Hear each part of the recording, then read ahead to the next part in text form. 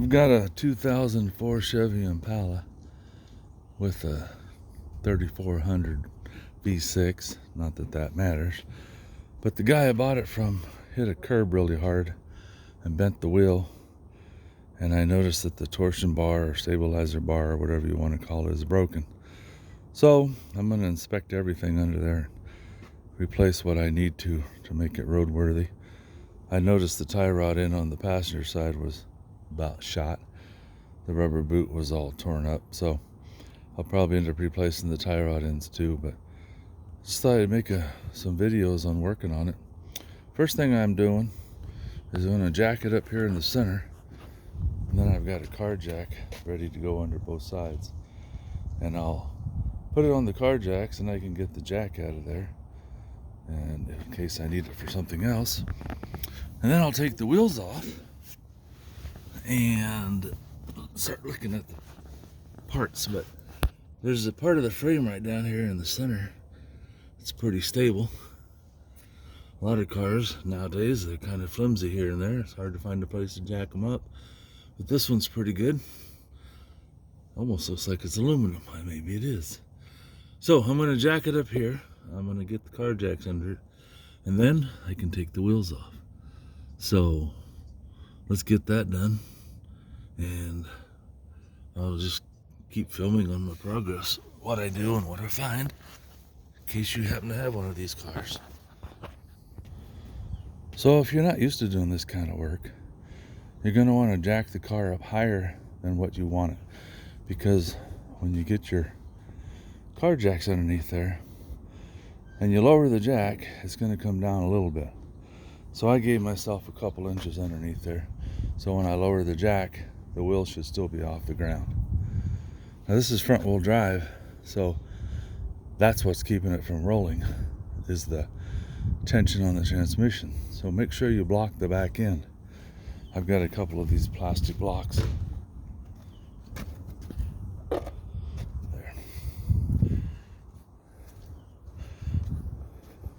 Make sure they're tight on both sides.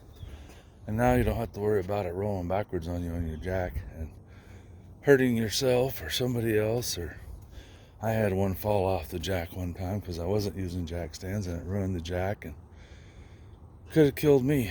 Ruined my drill that was under there I was using. Anyway, just be safe. Now that it's blocked, it's jacked up high enough, I'll lower the jack, and it should keep the wheels. Maybe that's settled down quite a bit. Oh, you know, I forgot, because I'm not jacking.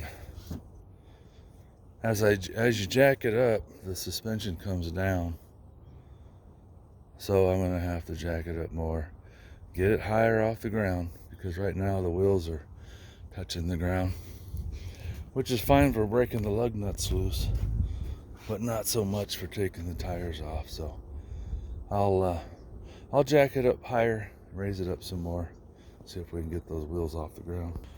Okay, I got it up a couple more inches, moved the jack stands, and now the wheels are free floating, so I can take those tires and wheels off and check out the suspension. Let me grab my tools for taking the wheels off. So it takes a 19mm socket to get the wheels off. And I think it's the same even, yeah, I think it's the same, because these hubcaps have those plastic nuts that fit over the lug nuts. But I remember right, I still use the 19. Now normally, it's best to loosen your lug nuts, just crack them loose while the wheels are still in the ground. I didn't think to do that, but I just took these off yesterday, so they won't be too bad.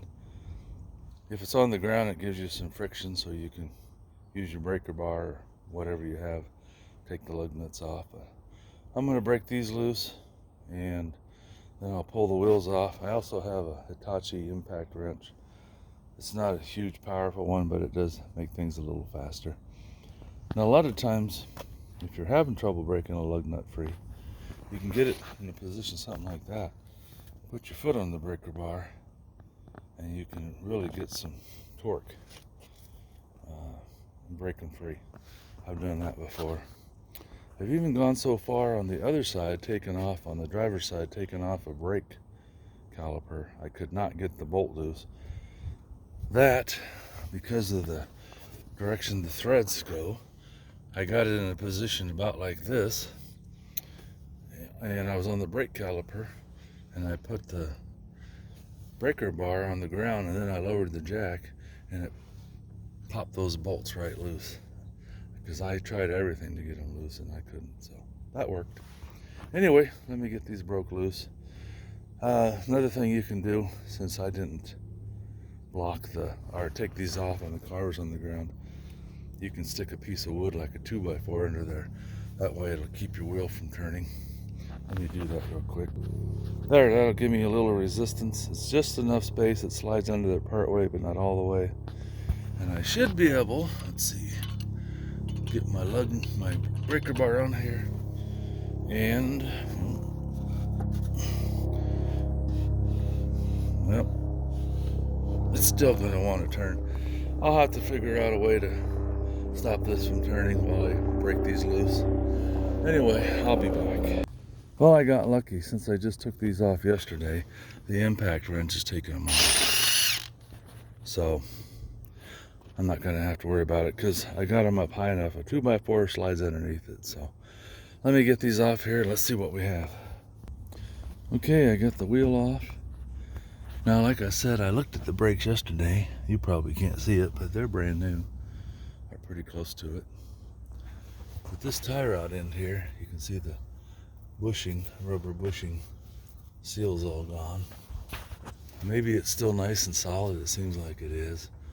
But on the other side, the stabilizer bar right here, it goes from this side through the frame to the other side, broke off right here because of the impact. I'll show you that in a minute. And I guess, from watching a few videos, you can take it out from right here just like this. You have to take out this bolt, and you got to take this bolt loose. And then they recommend you buy all the hardware kit that comes with the new bushings and the bolt for right here.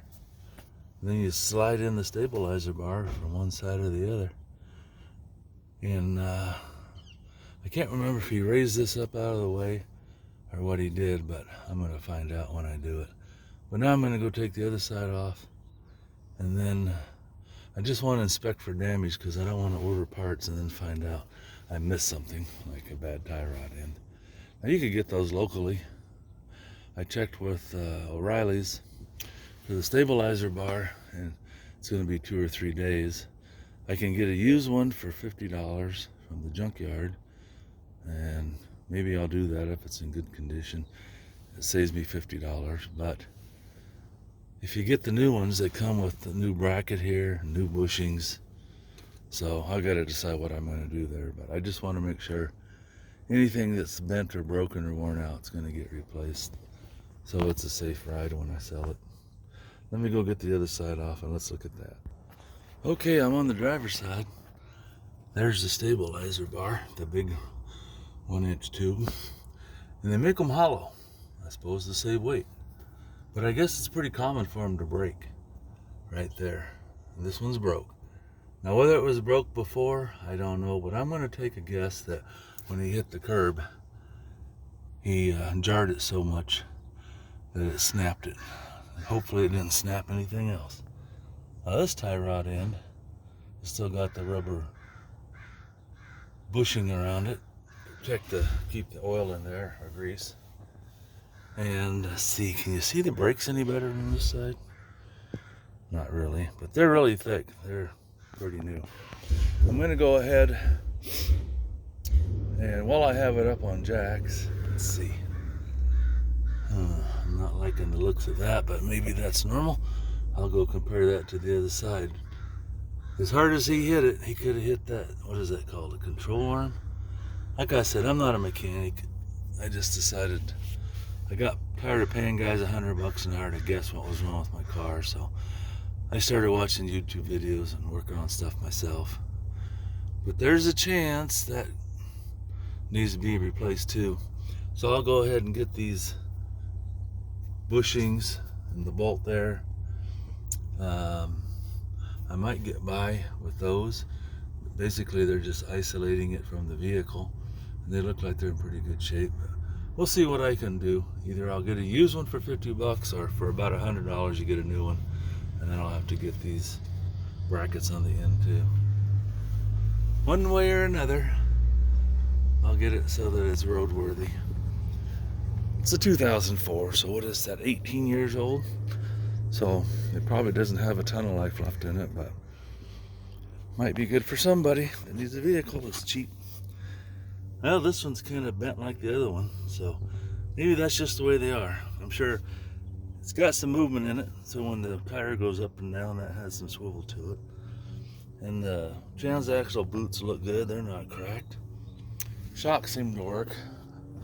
What I should have done before I did this, and I never thought about it, is take it for a little drive around the block, because I haven't driven it since I put the new tire and wheel on it, the new used tire and wheel, to see how it handled. But I guess I can put it back together and go drive it around. It's only about a 5 or 10 minute job to jack it up, and I've got to order the parts anyway. It's going to be 2 or 3 days before I get the parts I need to fix it. In the meantime, I'll make some other videos on changing the oil and cabin air filter, windshield wiper blades, whatever I can see that it needs. Well, thanks for watching this far, guys, and I'm just going to break this up into different videos so you don't have to watch an hour-long video of all the stuff I do to this car. And then I'll label the videos as I make them. So if you got a Chevy Impala and you're trying to do some work to it, maybe there'll be something that'll help you out. Thanks for watching. Feel free to like, share, and subscribe. Liking is good. Subscribing is even better. Someday I'd like to hit 1,000 subscribers.